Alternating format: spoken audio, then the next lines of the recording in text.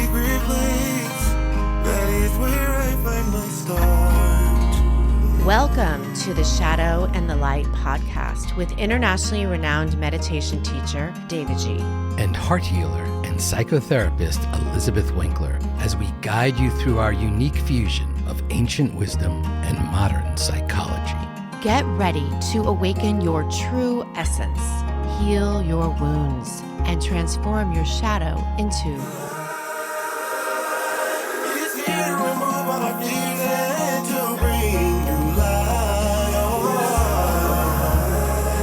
The light is the light that will go to the deep to take us to new heights.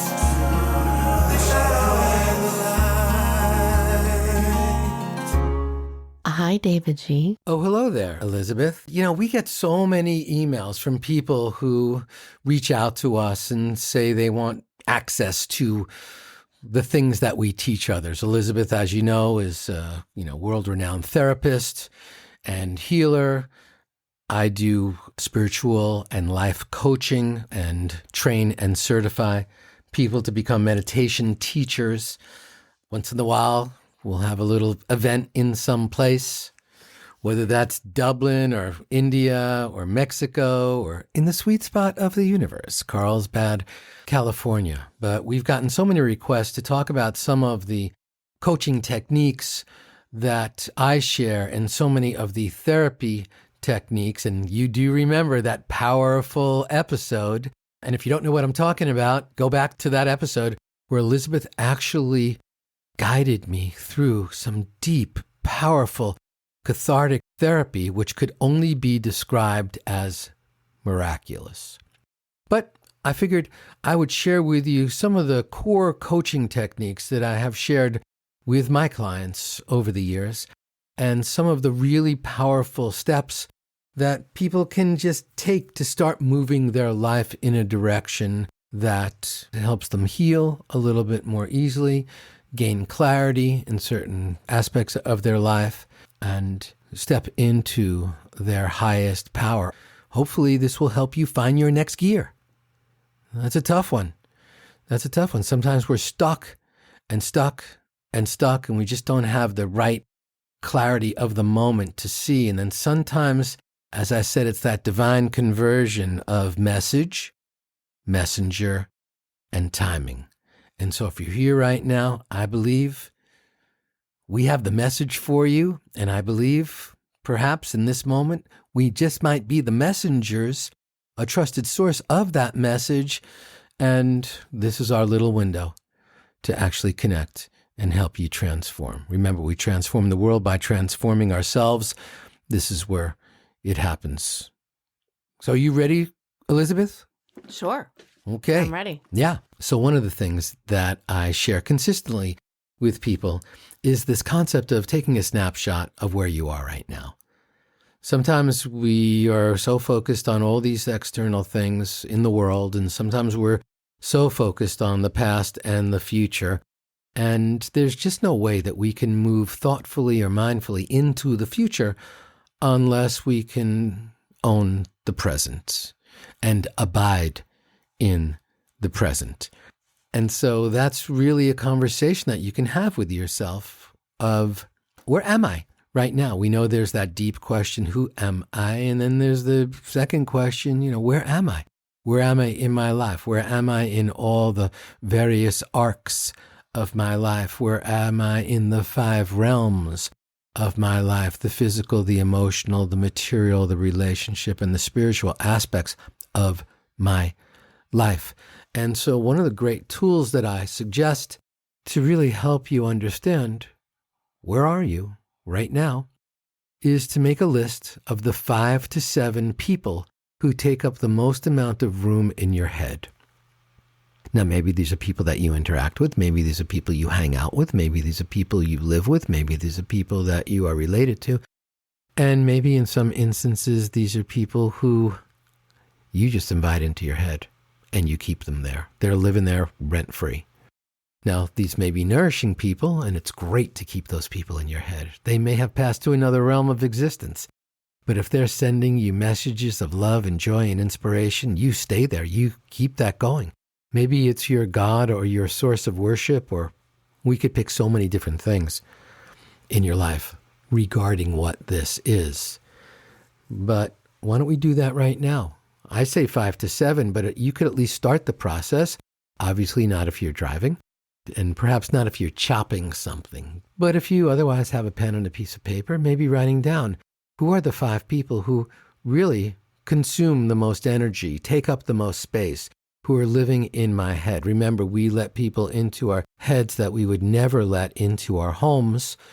And so this is an opportunity to just assess, who am I spending my time with? And again, maybe it's on Zoom, maybe it's on social media, maybe it's on a chat, maybe it's in person, and maybe it's just in your mind.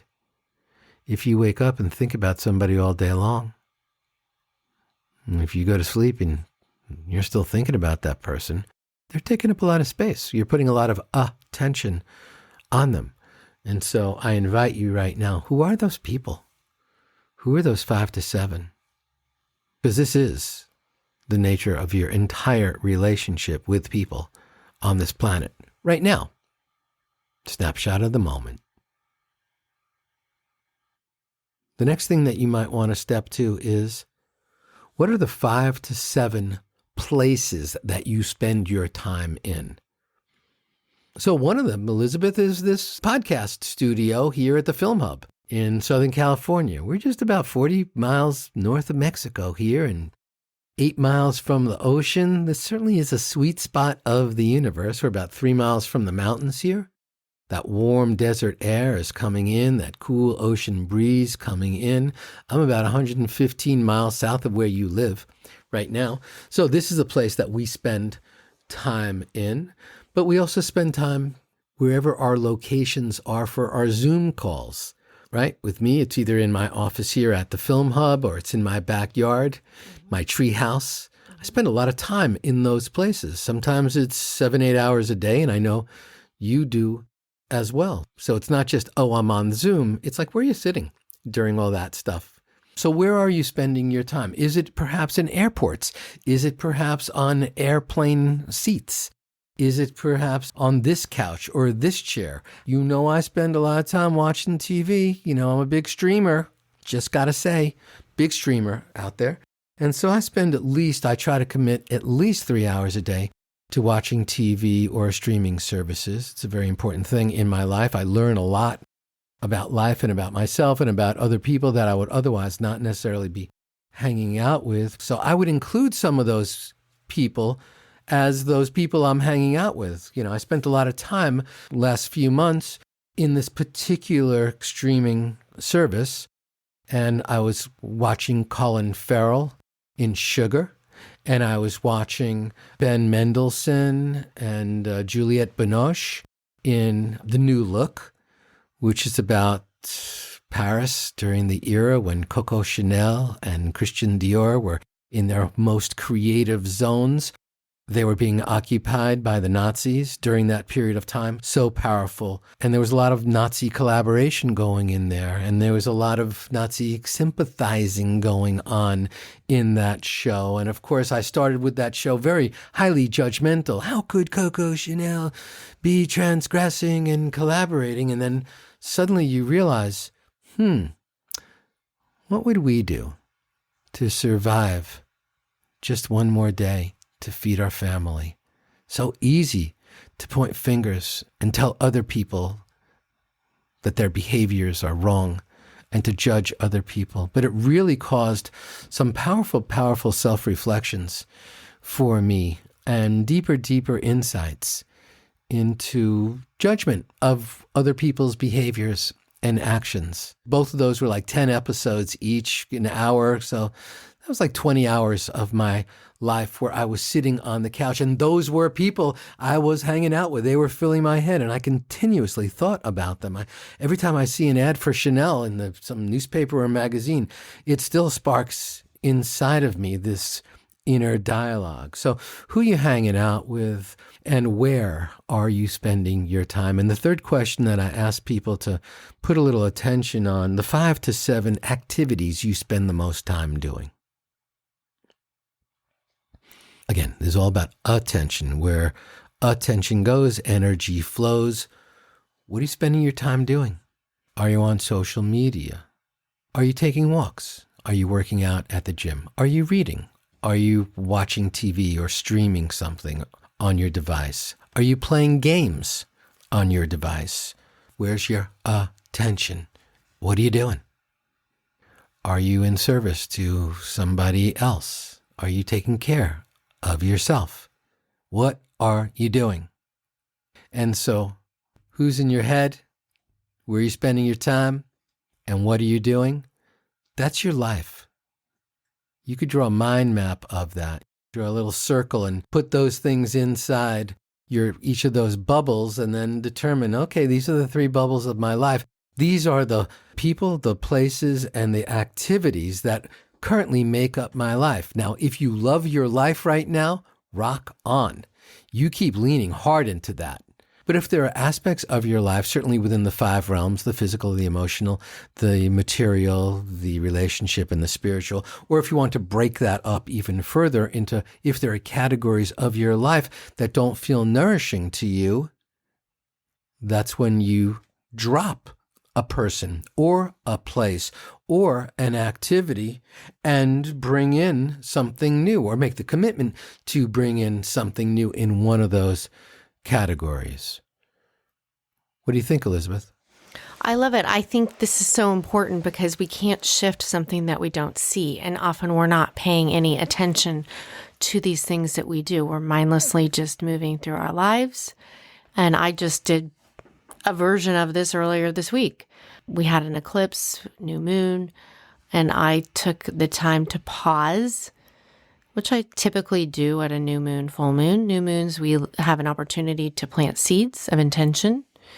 And full moons, we have an opportunity to release, let go, look at what's coming to light, what's ready to release in our lives. So anyway, I looked at what you're talking about and some of the things that I really wanted to shift. I wanted to spend more time in nature. I wanted to spend less time on my device, walking outside with my dog or with my son or both without phones, because I was spending a lot of time on my phone. Spending a lot of time caught up in that. And I have clients, TikTok, I'm not bashing TikTok. I'm just saying I have a lot of clients that can't get off TikTok. I have couples who are talking about their partner who can't get off TikTok. They're watching, and then I have a lot of teenagers. I have parents talking to me about their kids on TikTok. And it's wiring this addictive part of our brain. And they know what they're doing. The algorithm is working. That's one of the things about social media, whether you find it good or not. Social media is great. It keeps us connected. I agree with you. It depends on how you use it. And a lot of people feel disconnected from it. So I think that we can use this conversation as a way to create connection through it, potentially. Right. The original design was to connect us and addict us. And the follow through of that is that they learned how to gamify it. So whether it's TikTok or Instagram, whatever the platform is, they have psychiatrists and psychologists and neurological researchers on teams to help figure out how do we raise the dopamine level here and just give a little bit of a splash and then pull it back. And this is all through the curated feed that you see. If Elizabeth and I were sitting right next to each other and started on the same homepage and just started scrolling, we would very, very quickly be looking at very, very different images, videos, and conversations because of everything we've ever clicked or liked or visited or had an opinion on in the past. So we have to understand one thing. This is being curated. Right. Your life experience is being curated. So sometimes very effectively. Yeah, no, and you can look at one thing that I often say to people is look at your explore page on Instagram. That's what you pay attention to. If you want to, it's like your write down 7 things, 5 to 7 things. You can also look at your explore page. What's on there? Is it dogs and spiritual quotes? Or is it games and shopping or whatever it is? Take a look. That's like an inventory of what you've been paying attention to. And that's what you're going to be fed. And so you can start to look at, is this what I want to be ingesting? I think it's important. because we are so influenced. Obviously, they're called influencers, right?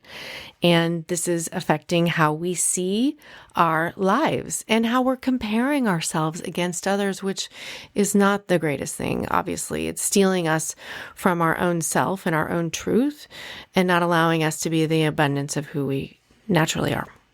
I had to open my Explorer page. This is the kind of stuff it's showing me. It's a lotus flower on a pond that says, no mud, no lotus. So they know how to get me. We're in these modes. One of the things that we have not talked about yet, but like one of the true benefits of meditation, it's an unplug from your dopamine receptors. Think of how we move through the world, typically if we're engaged in some type of social media or platform that's curating a life for us, we are being shown images that are designed to keep elevating our dopamine hits, to calm us down and then give us a spike, to calm us down, then give us a spike. And then we become addicted to that. And it's very, very effective. There's a way for us to counter it. We can just stop, put your phone down just for 5 minutes, close your eyes and meditate. Or just turn, face a blank wall, and stare at the wall. This will take your dopamine receptors down. It's sending a message to your brain, okay, nothing to see here. Let's relax. What that means is the next time you want to entertain yourself, you won't need such a surge of dopamine to feel good. You might not have to get online and watch puppy videos, which is something that I'll often do because it makes my heart sing. But you could just look at your dog and get that same level of dopamine, even less dopamine, but you'll feel more satisfied from doing that. So typically I do 7-7-7 with these people, places, and activities. But this has provided powerful shift in my life and for those that I work with. And we do it consistently. We do this on a quarterly basis. Some people do it on a monthly basis because this is how your life can go off the rails. Ever suddenly find yourself, how did I end up with these people as the people in my life? I want people who are rooting for me. I want people who are in my front row. I want people who are cheerleaders. I want people rooting for my success. How did I end up with such catty people or people who are throwing shade or people who are living more shadow than light with, right? That's why we named this the shadow and the light. It's the part of you that you express, but you're afraid to show it to anybody. And this is an opportunity for us to go, why am I afraid to authentically express who I am with this group of people who I spend so much time with? I'm either going to change the way I think and feel, or I'm going to shift the people that I'm with. Okay, so you have to go back and explain, because it's such a great teaching of your teaching of who's in your front row. Right. So imagine yourself on a stage right now, right? You're on a stage in a theater. You could look back and everyone in that theater has come to see your world premiere. Maybe it's a ballet or an opera or a reading or a spoken word or singing. You know, here you are. You're on the stage of your life. And everyone in the theater are all the people in your life. And as you look across the theater, suddenly your eyes go down into the front row. These are people who paid up to be as close to you as possible. These are people who've made a commitment. And as you look down at them, they're all have bouquets of flowers in their arms because they want to celebrate you. They're all on their feet, giving you a standing ovation. It's a great, great moment. You know, these are all people rooting for you. Remember, the people in your front row, and we typically have between 5 and 7 of them, maybe a few more. If you're in a 12-step or a recovery program, or if you're a realtor, you probably have 25. But otherwise, most people have between 5 to 7 people who are out there actively rooting for you. Just because you're related to someone doesn't mean they're rooting for you. It's an important thing to just remember. So as you look down at your front row, these are people who are rooting for you to succeed. They may not agree with you on many, many things in life. Their belief systems may be different. Maybe their favorite musicians, maybe the teams they root for, maybe even their religion is different, but they're rooting for you to succeed. Maybe they voted for different politicians than you do. Maybe they have a different vision of the world, but they want you to succeed. They're happy. They're never jealous when you're thriving. They always feel great when you're in win mode. And as you look across all of them, you'll notice, hey, There's like a couple of people in the front row. They don't have any flowers. They're not on their feet. They're just sitting there. They're waiting for the next act. They're just taking up space in your front row. We've got several of them in our life. It's okay. At some point, you'll admit it. But you have let some people in. Maybe they're energy vampires. And remember the official rule of vampires. I've seen enough vampire movies to know this, and you probably have too. They can't enter your home unless you invite them in. They're not like zombies. Zombies, if the door's open, they're coming in. Vampires, the door can be open, but they don't enter unless you invite them in. These are people in your front row who are sitting there. Maybe they got their tickets comped. They didn't even pay for them. They have no flowers. They're not applauding you. They're just waiting for you to end so they can see the act that's after you. Well, guess what? They're not worthy of front row. These are people that maybe you want to move back a few rows. Maybe there are people there you mistakenly have allowed into your front row and should be moved out of the theater to another theater. You have to make that call. But certainly, they're not front row material. So front row is who's out there. Everyone's got them. These could be people who have passed to other realms. These could be people who you grew up with and you've lost contact with, but you know deep in their heart, they're rooting for you to succeed.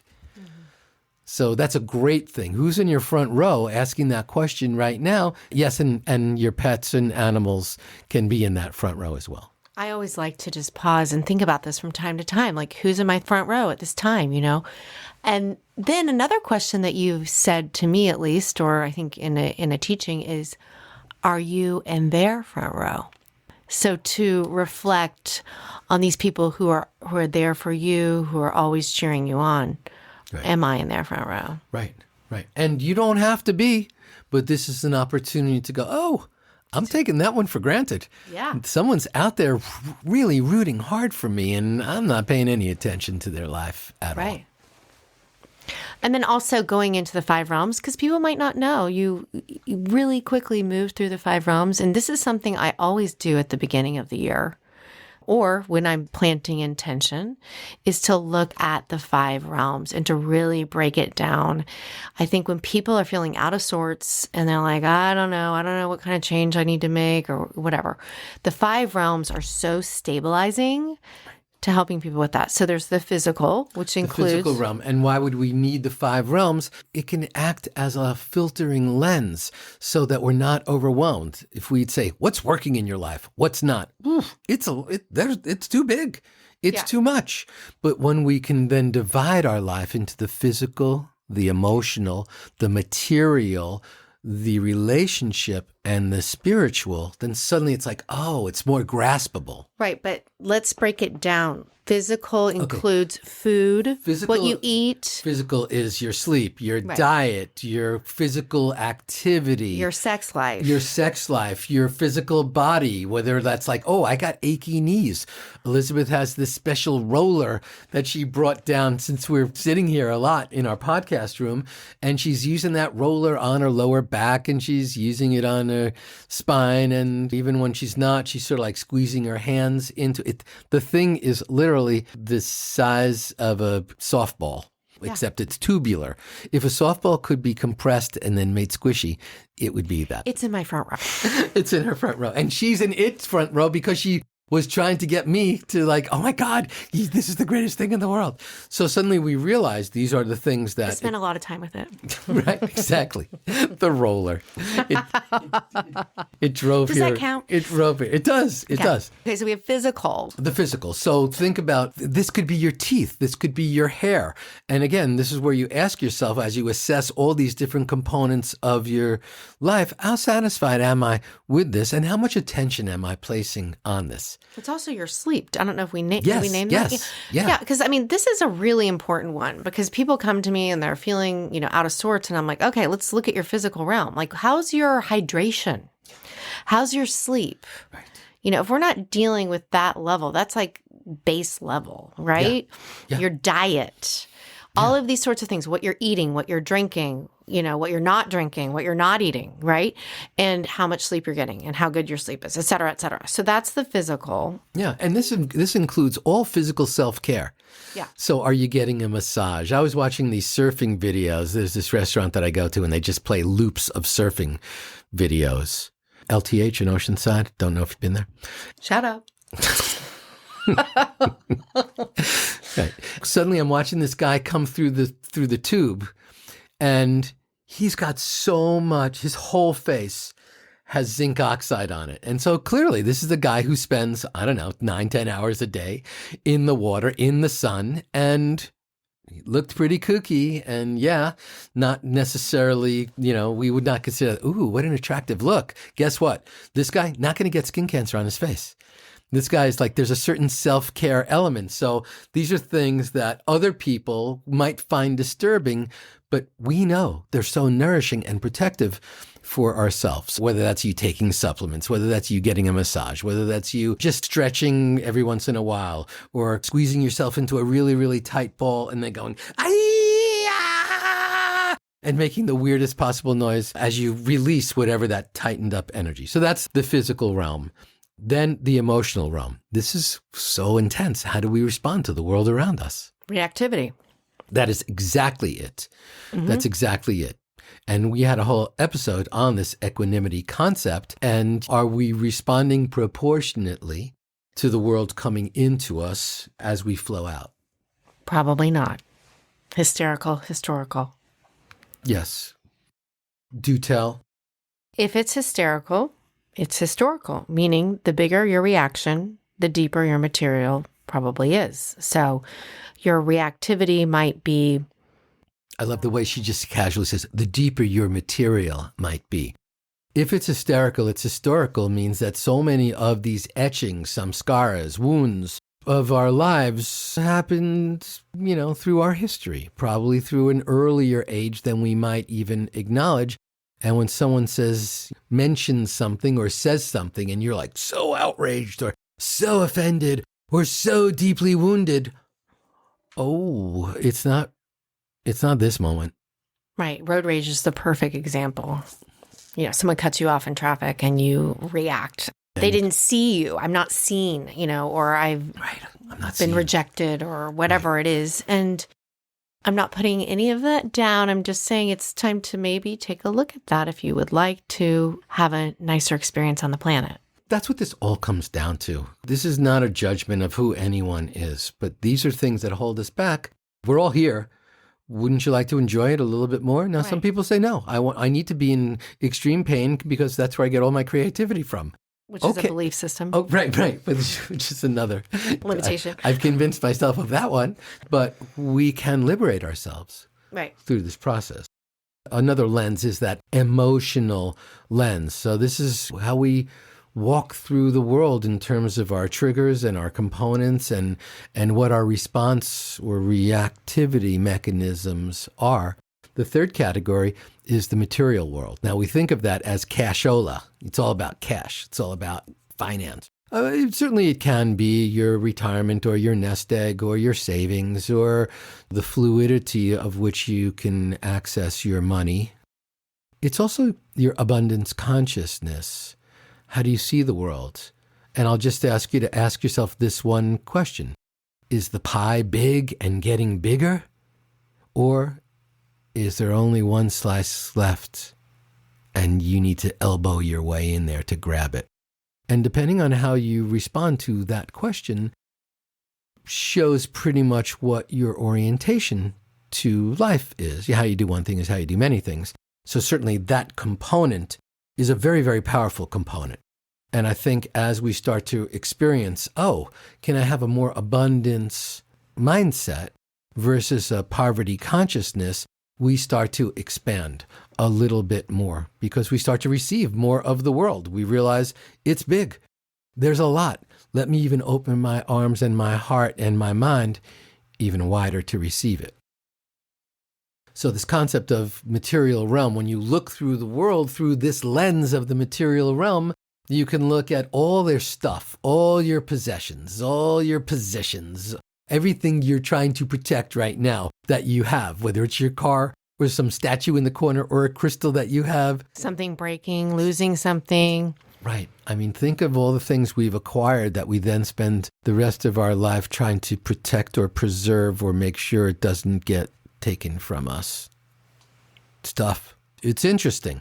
And again, this is not a commentary on right or wrong. This is a lens for you to look through life. You will find your own epiphanies. You will find your own aha moments from these. But yes, this is a powerful tool just to help us filter all that stuff that's in our lives, which brings us to the fourth one, the fourth realm of your life, which is our relationships. Number one, of course, the relationship you have with yourself. Next, your core relationships, the people that you either live with or are most intimate with. Then the next, and then the next. You can just keep drawing concentric circles further out and further out and further out. And ultimately, it's like the relationship you have with the planet, the relationship you have with your animals or the animals of the planet, the relationship you have with your genre or your community or the collective that you consider yourself a part of. And so relationships, and there's only a few things we can do with relationships. We can birth them. We can nourish them. We can try to shift them when they've gone off the rails. We can try to refine them when they've gone off the rails. But even if we've let somebody go, concept of closure, a little challenging because we still have relationships with people who are no longer in our life. Because as Einstein said, energy cannot be created nor destroyed. It can only be changed from one form to another. We still have relationships with our exes. Even if we've said goodbye to them, we still have relationships with those who we've loved in this life who have left this earth realm and gone to some place else. So I think the concept of closure is overrated. It's just the nature of the relationship changes. So even if we end a relationship, does it really end? Can it really end? I remember I made such peace with someone who I had hurt many, many, many years ago. I did fire ceremonies and baptisms and rebirths and forgiveness and wrote letters and, did it all. And my heart was clear. I felt good about it. And then like one day in the middle of meditation, suddenly, poof, she popped into my head. And I was like, oh my God, she popped into my head. And I viewed that as an opportunity. Okay, she popped into my head. Shall I go back to, I should have cleaned this up, expecting her to like vanish into the ether? Or shall I embrace her? And I thought, you know what? She didn't pop into my head to trigger me. Maybe she popped into my head to say that we were okay. I don't know. But I embraced her, metaphorically, in that moment. Well, everything brings you to this moment. When I got a divorce, I wanted to help people divorce in a more mindful way, to do the untethering, the inner divorce. People get divorced on paper, but then they hate their exes for the rest of their lives. So they're still really married because they're still in that argument with their relationship, right? But you can do the untethering, the inner work of letting go of these relationships, and then it becomes something different, is what I feel like you're saying. It becomes something that brought you to where you are, and then you can be grateful for the maybe marriage and divorce because it brought you to where you are. And if you use that energy to grow, that's what you did. You did all this work on it and it brought you to where you are and it evolved you. And so you can bow to it and say, thank you. Elizabeth, you have had a certain amount of loss that you have used and channeled and redirected that energy into and expanded it into great acts and great life decisions and helping literally thousands of people. Every single month, you're helping thousands of people go through various healings and processes. And it's not always the case.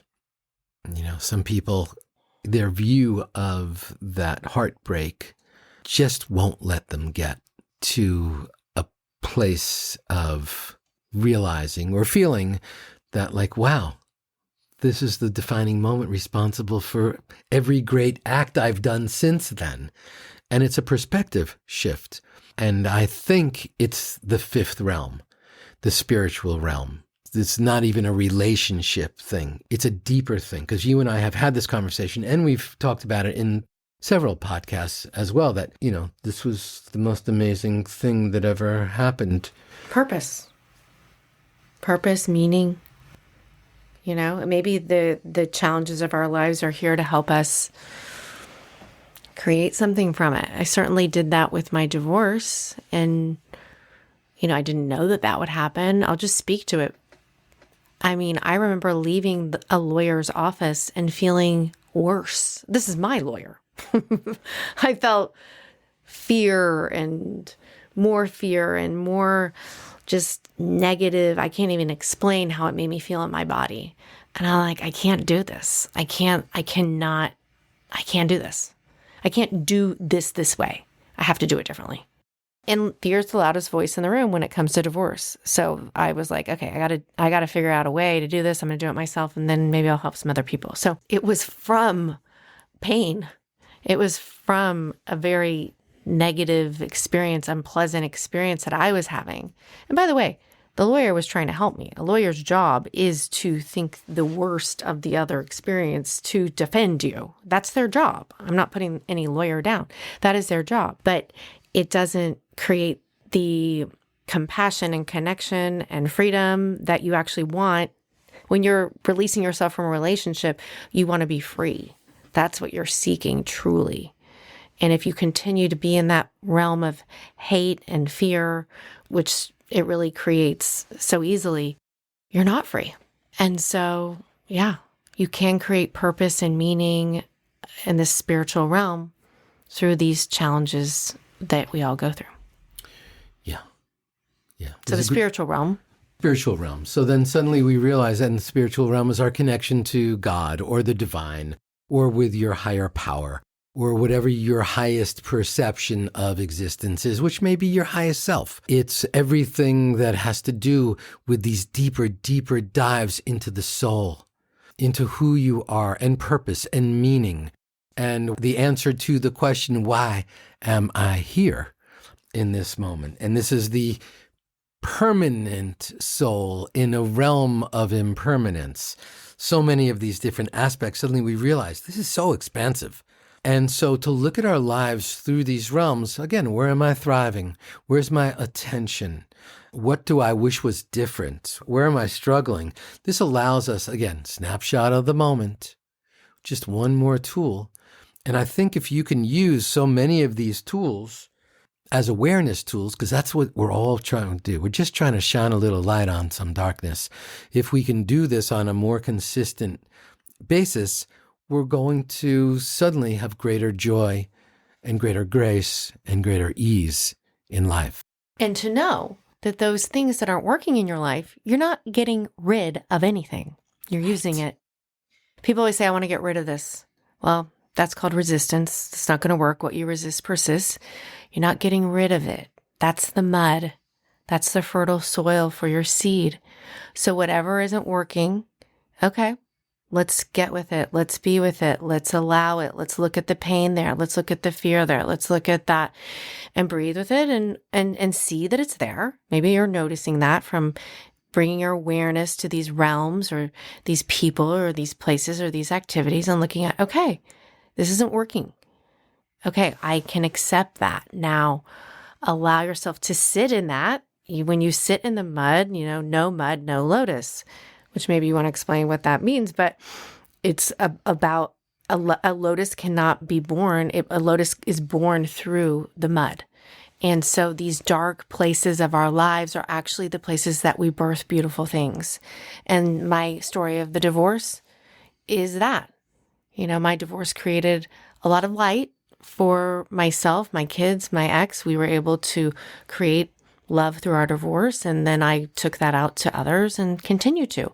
That's just one little example. Yeah. Sometimes we just have to walk through the muck to get to whatever.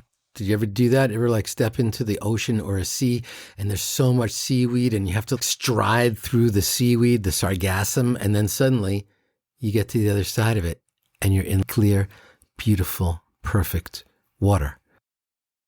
Perhaps you haven't experienced that and don't know what I'm talking about, because Elizabeth's looking at me going and she's a surfer. So you'd think, oh, she's walked through lots of that, but I don't know that she's surfed in sargassum seas. And I have swam in sargassum seas, not surfed in them. I've only surfed in Maui and here. When I suddenly look at these different aspects of my life through all these various tools, I encourage you to replay this episode and share this with the people in your life, because these are powerful tools for helping you make better decisions in your life. This is a chance to hold up the mirror, allow you to say, oh, this is what I'm doing. Again, there's no judgment here. It's like, oh, this is what I'm doing. I was wondering why this was happening in my life. Oh, because I spend so much time over here. Or I was wondering why I don't feel good when I go out with those 5 people, because there's that one person who throws shade on me the whole time. I need to adjust that. This is where we start to make the teeniest little shifts. Again, you don't need to blow up your life. You could just make these little shifts, little adjustments, little course corrections. And then suddenly you'll realize, oh, I think I sort of like where I am right now. And I know I've dominated a lot of this conversation, but this was an opportunity for me to share to everyone, because I get so many questions about, like, what in the world do I even talk about with people when I guide them through or mentor them through or help them move from where they are to where they'd like to be. These are the steps we take in that journey.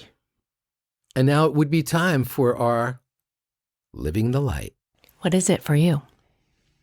These are your laser. I love your coaching. I think it's incredible. It always kind of wakes me up in a way that I didn't realize. I'm like, okay, I'll look at the 5 realms. And if I take pen to paper and I really look at this, I always discover something. So what's your takeaway?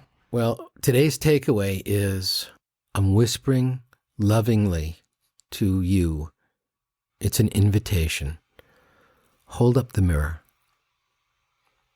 Today, just hold up the mirror.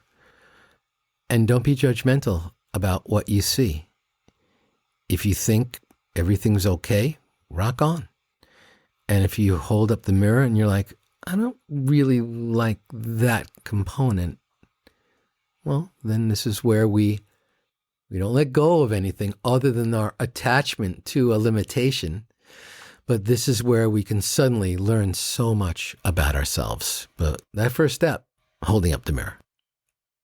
My name is davidji. I'm here with the transformational goddess of alchemy and healing, the amazing Elizabeth Winkler.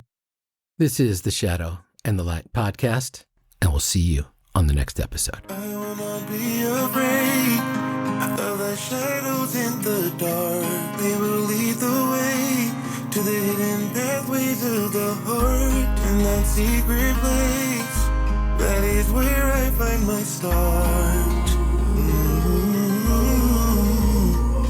The light, it is here to remove all my fears and to bring new sight. The light, it is love that will go to the deep to take me to new heights. The shadow and the light, there's hope found in rock bottom. You hold it as your own moment, but don't rush past this moment. The darkness can become a friend. Love will come by your side and you shine bright.